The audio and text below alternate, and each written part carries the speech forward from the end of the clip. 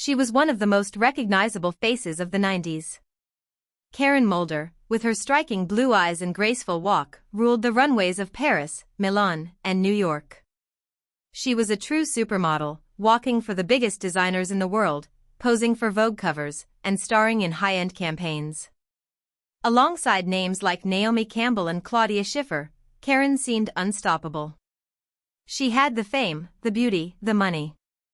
But behind the camera flashes and glossy magazine covers, something darker was quietly unfolding. Karen's life wasn't as perfect as it looked. While the world saw a glamorous fashion icon, she was quietly battling something far more painful, something the fashion world never wanted to talk about. It started with strange interviews, whispers in the press, and eventually, a total disappearance from the spotlight. She didn't just walk away from the industry, she vanished, leaving behind questions that no one dared to ask out loud. Was it burnout? A breakdown? Or something far more sinister? The industry that once adored her went silent. Friends, colleagues, even fans left confused and concerned. And when she finally reappeared, Karen didn't return with a runway walk. She came back with shocking claims that made the world pause and made powerful people very uncomfortable. So what really happened to Karen Mulder? How did a woman who had everything, fame, fortune, beauty, end up fighting invisible battles no one saw coming? In this story, we'll go beyond the headlines and look into the silent downfall of a supermodel who tried to speak out and then disappeared. Because sometimes, the brightest stars don't fade away, they're pushed out of the sky. But what exactly was Karen trying to tell the world before she vanished? Stay with us, the truth might be more unsettling than you expect. Karen's silence wasn't just a personal choice, it felt like it had been forced on her. After she made her claims publicly, the reaction was swift and cold. Not long after her interview, she was reportedly admitted to a psychiatric clinic. The timing raised eyebrows for many. To some, it looked like a woman in need of care. To others, it felt like a way to shut her down, to dismiss everything she had said by putting a label on her. The industry, the media, and even some of those closest to her stopped talking. Almost overnight, Karen's name became something people avoided mentioning. It was as if she had been erased. Behind the scenes, though, Karen was still trying to make sense of what had happened to her. She struggled with her mental health, and by her own words, felt deeply betrayed. The world she had trusted, the world she had given everything to, turned its back on her the moment she broke the rules of silence. She had once been the face of major fashion houses, trusted by designers and adored by photographers. But now, she was someone they wanted to forget. She had become a risk. And yet, Karen didn't completely disappear. Here and there, she would resurface. A brief photo, a quiet appearance, a small project. But something had changed in her eyes. She no longer looked like the confident woman who had once ruled the runway. There was something fragile behind her smile, like someone still carrying the weight of everything she wasn't allowed to say. Those who followed her story started asking deeper questions. Was Karen punished for speaking up? Was her breakdown the result of years of pressure and emotional pain? Or had she uncovered something the fashion world didn't want revealed? As the years went on, the mystery only deepened. Karen Mulder became more than a former supermodel, she became a symbol of how easily someone can be praised, used, and then silenced. And still, the story doesn't feel finished. Because even now, after all this time, one question continues to echo. What truth was Karen trying to share before the world turned its back on her? ChatGPT said, in the fashion world, image is everything. And for years, Karen Mulder had been the perfect image, flawless, graceful, untouchable. But when she started to speak out, that image began to crack, and with it, the illusion the industry worked so hard to protect. One of the most chilling parts of Karen's story is how quickly the same people who once celebrated her began to distance themselves. Designers who once called her their muse suddenly stopped calling. Agencies, brands, and magazines that had relied on her beauty moved on without hesitation. It was as if she had broken an unspoken rule: never speak about the darker side of the glamour. There's another layer to Karen's conflict, one that goes beyond fashion. During her years in the spotlight, she had also become close with powerful people, politicians, celebrities, executives.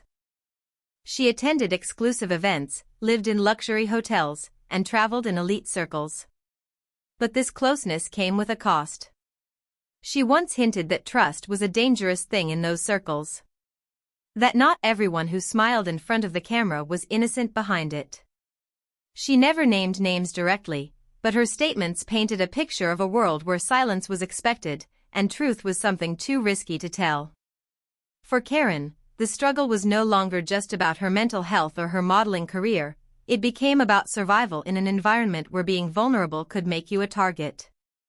At times, she seemed torn between wanting to disappear and wanting to be heard.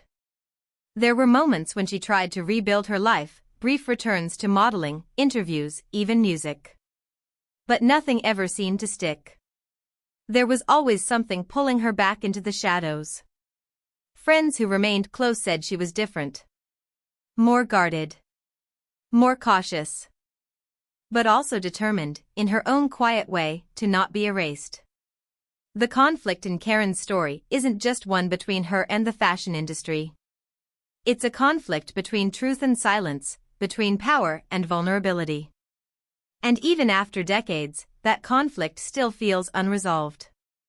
Because the more we look back at Karen Mulder's sudden fall from grace, the more it becomes clear, she didn't vanish because she failed. She vanished because she said something no one wanted to hear. Years after her disappearance from the public eye, Karen Mulder's name still lingered like a question no one could fully answer. Her fans remained loyal, often sharing old runway clips, magazine spreads, and interviews, trying to piece together who she really was beneath all the glamour. Each video, each photo, felt like a clue, fragments of a woman who had once owned every room she walked into, now fading into silence. But the more they searched, the clearer it became that Karen's story was not just about a fall from fame, it was about what happens when someone refuses to stay quiet in a world built on control. One of the most unsettling details that surfaced over time was just how coordinated her disappearance had felt. Some insiders whispered that Karen had been handled. After her explosive claims, she was quickly taken out of public view. No one questioned where she went or why she never appeared again in the same light. It wasn't just that she stepped away, it was that the world around her closed the door and turned off the lights. Journalists who had once fought for her attention suddenly stopped covering her. Even old modeling agencies erased traces of her, as if she had never existed.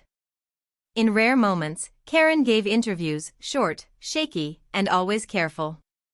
Her words carried the weight of someone still deeply affected, but trying to regain some sense of normal life.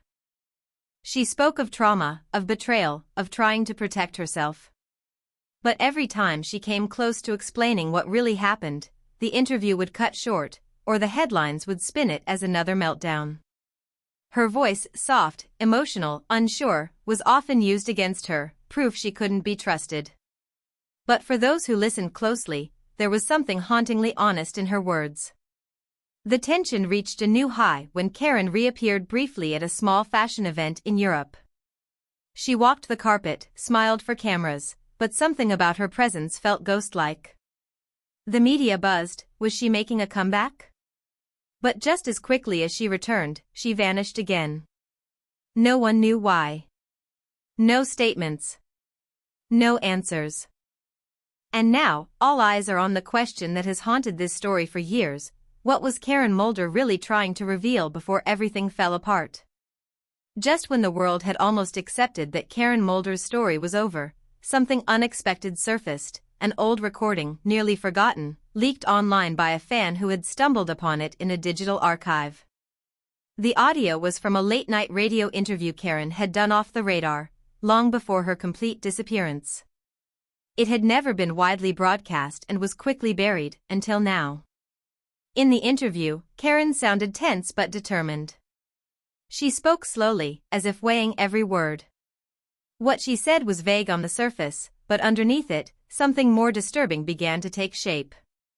She described feeling like she was being watched even after stepping away from the spotlight. She hinted that some of the things she had tried to expose weren't just personal, but part of a larger culture within the industry, a culture built on silence, fear, and control. Karen didn't name anyone. She didn't need to. Her tone said enough. She described moments when she felt unsafe, isolated, and unsure who to trust. It wasn't just about being pushed out of fashion, it was about being made to feel small, helpless, and forgotten. This recording hit the internet like a spark in dry grass. People who had once doubted her began to listen again, this time with new ears. Blogs, podcasts, and social media lit up with speculation. Theories ranged from industry pressure to deeper conspiracies involving the elite circles Karen had once moved through. But still, there were no clear answers. And Karen? She remained silent, not responding publicly, not posting, not appearing. Then came the second twist. A former model from the same era, who had also vanished from the spotlight years ago, quietly stepped forward. In a cryptic post that was quickly deleted, she hinted that she, too, had witnessed things no one was supposed to see. Though she didn't mention Karen by name, the timing was too close to be a coincidence. It was enough to stir something. People began to wonder, was Karen Mulder just the first voice to break the silence? Were there others who had suffered in silence too, choosing to disappear rather than speak? The stakes were suddenly much higher. What had started as a story about one supermodel's fall from grace was now beginning to look like a pattern. A hidden undercurrent running beneath the glitz and glamour of the fashion industry. And Karen? She was at the center of it all, whether she wanted to be or not. As the tension builds, one thing becomes clear: Karen Mulder's story isn't just a cautionary tale. It's a warning. Because if the silence around her begins to break, the truths that follow may shake the very foundations of the world that once made her a star. The question now isn't just what happened to Karen Mulder. It's, why has no one stopped it from happening again? Karen Mulder never officially returned to the spotlight, but maybe she never needed to. In the years that followed the resurfaced interview and the cryptic message from the other model, something shifted. The industry, once so quick to dismiss her, began to reflect. Conversations around mental health and fashion grew louder. Stories once silenced were slowly given space. And while Karen herself remained private, living quietly in France, away from the chaos that once defined her life, her name was no longer a whisper of scandal. It became something deeper, a symbol of what happens when you try to tell the truth in a world that isn't ready to hear it. Over time, a few people who once worked with her came forward. Some apologized, admitting they hadn't listened when they should have. Others simply confirmed what many had already suspected, that Karen had faced unbearable pressure, manipulation, and isolation. But by then, Karen wasn't asking for apologies. She wasn't chasing headlines. She had found peace in her own way, away from the cameras, choosing a life that didn't need public validation. What makes Karen Mulder's story so haunting isn't just her disappearance from fame, it's the silence that followed, and how it slowly gave way to understanding. She was one of the first high-profile models to speak up, long before social media and awareness campaigns made that safer. And in doing so, she lost almost everything. But her story helped pave the way for change, even if she never saw the full impact herself. Karen had it all: the beauty, fame, fortune, but in the end, she chose something different: truth, privacy, and healing. Her silent downfall wasn't the end. It was the beginning of a long overdue conversation. And maybe, just maybe, that was the real legacy she left behind. 2.